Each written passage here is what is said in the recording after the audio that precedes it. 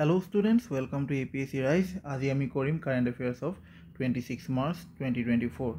যেহেতু আজি Assam Tribune publish হোৱা নাই, আমি এক্সাম পাৰ্সপেক্টিভৰ পৰা ইম্পৰ্টেণ্ট অন্য কিছুমান কাৰেণ্ট এফেয়াৰ্স কৰিম।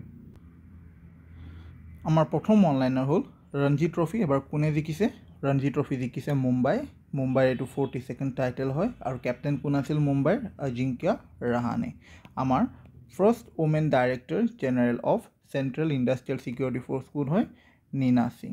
আৰু তোমালোকৰ যদি মনত আছে, আমি অলৰেডি চেণ্ট্ৰেল আৰ্ম পুলিচ ফ'ৰ্চৰ বিষয়ে পঢ়িছোঁ আৰু চেণ্ট্ৰেল আৰ্ম পুলিচ ফ'ৰ্চৰে এটা ভাগ হয় central industrial security force. Next আমি চাম ৰছিদ খানৰ বিষয়ে। তেওঁ ৰিচেণ্টলি জানুৱাৰী মাহত তেওঁৰ মৃত্যু হৈছে। তেওঁ এজন আমাৰ ইণ্ডিয়াৰ one of the most popular Indian Hindustani classical vocalist. Okay, direct question সুধিব পাৰে যে Rashid Khan is linked with, তাৰপিছত ধৰি লওক তাবলা দিলে, ফ্লুট দিলে, তাৰপিছত ক্লাছিকেল ভোকেল দিলে, তো তাৰ শুদ্ধ উত্তৰটো হ'ব ক্লাছিকেল ভোকেল। নেক্সট আহি গ'ল MS স্বামীনাথন এৱাৰ্ড। এবাৰ কোনে পাইছে? MS স্বামীনাথন এৱাৰ্ড পাইছে প্ৰফেচাৰ BR কম্বোজে। তাৰপিছত আমি চাম ফিফা এৱাৰ্ড 2023।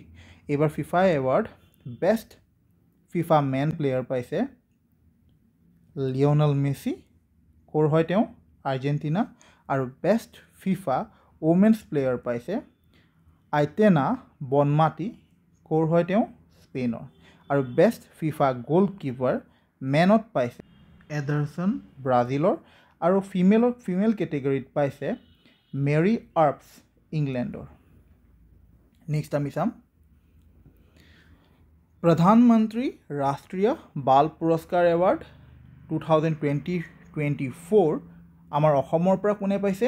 স্বয়ম মজুমদাৰ। কি কেটেগৰীত পাইছে? ছ'চিয়েল ছাৰ্ভিচত। আমি ইয়াত চাব পাৰোঁ প্ৰধানমন্ত্ৰী ৰাষ্ট্ৰীয় বাল পুৰস্কাৰ 2024 স্বয়ম মজুমদাৰ। তেওঁ হৈ গ'ল India's youngest snake rescuer at the age of 12। Okay, next আমি চাম ICC এৱাৰ্ড 2023। ইয়াৰে ইম্পৰ্টেণ্ট যোনকেইটা এৱাৰ্ড হয় আমি এবাৰ এই ভিডিঅ'ত চাই লওঁ। প্ৰথমটো হ'ল ICC men cricketer of the year award কোনে পাইছে? Pat Cummins Australia. ICC women's cricketer of the year award কোনে পাইছে? নেট ছোৱাইভাৰ ইংলেণ্ডৰ। ICC men's ODI cricketer of the year 2023 award কোনে পাইছে? বিৰাট কোহলি। আৰু ICC men's T20 international cricketer of the year 2023 award কোনে পাইছে?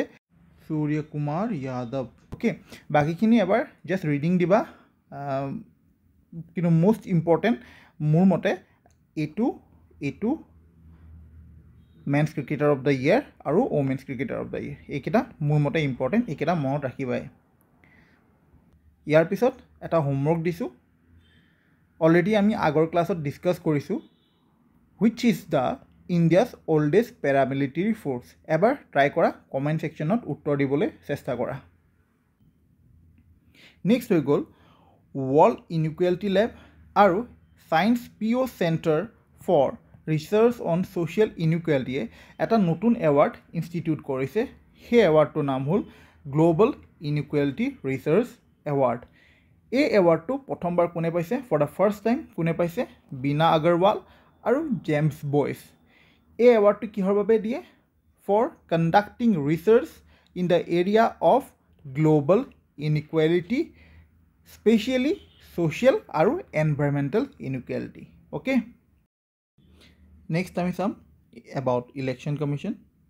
আমাৰ কনষ্টিটিউশ্যনৰ পাৰ্ট 15ত ইলেকশ্যনৰ বিষয়ে লিখা হৈ আছে, য'ত আৰ্টিকল 324ৰ পৰা 329লৈকে different aspect of elections discuss কৰা হৈছে।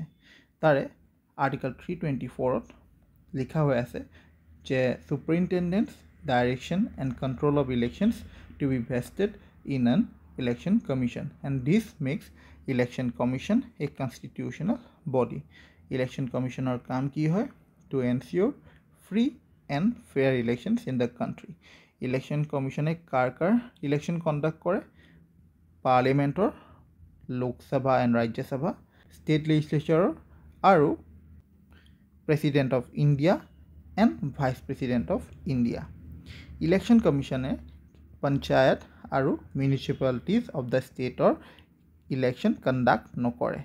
Panchayat and municipalities or election kone conduct kore? State Election Commission. Okay. Next ami sam election commissioner, chief election commissioner aru other election commissioner appointment kone kore? President kore aru ejon election commissioner tenure hol 6 years or till the age of 65 years whichever is earlier. Amar prothom chief election commissioner hol Sukumar Sen. Amar current chief election commissioner hol Sri Rajiv Kumar aru recently dujon notun election commissioner appoint hoise. Ejon hol Sri Gyanesh Kumar aru anjon hol Sukhbir Singh Sandhu.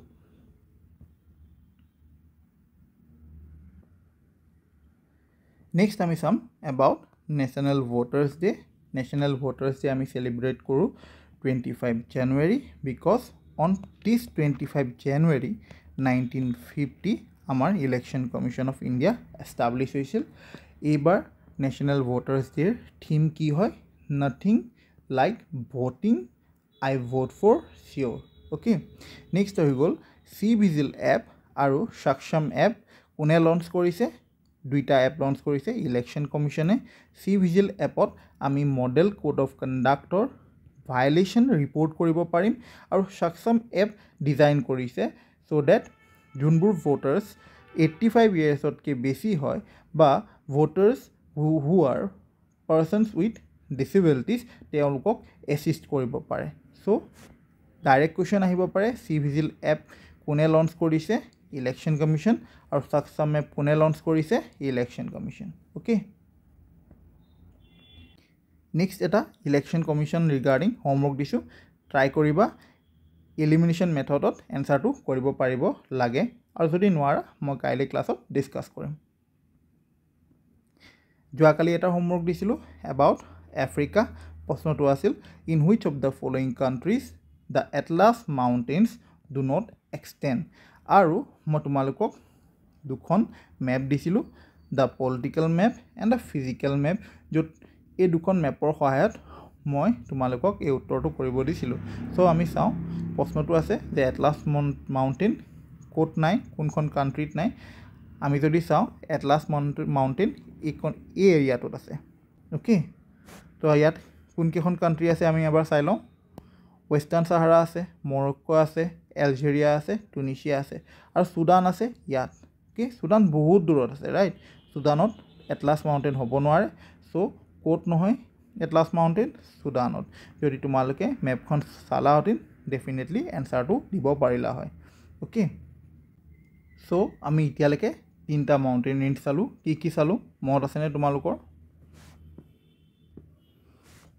First আমি চাইছিলোঁ south America. South আমেৰিকাত আমি পাইছিলোঁ Andes mountain range. তাৰপিছত north America. North আমেৰিকাত আমি পালোঁ Rockies.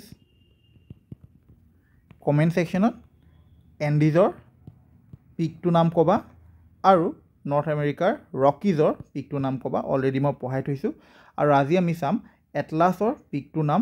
এটলাছৰ পিকটোৰ নাম হ'ল টপগল। ওকে।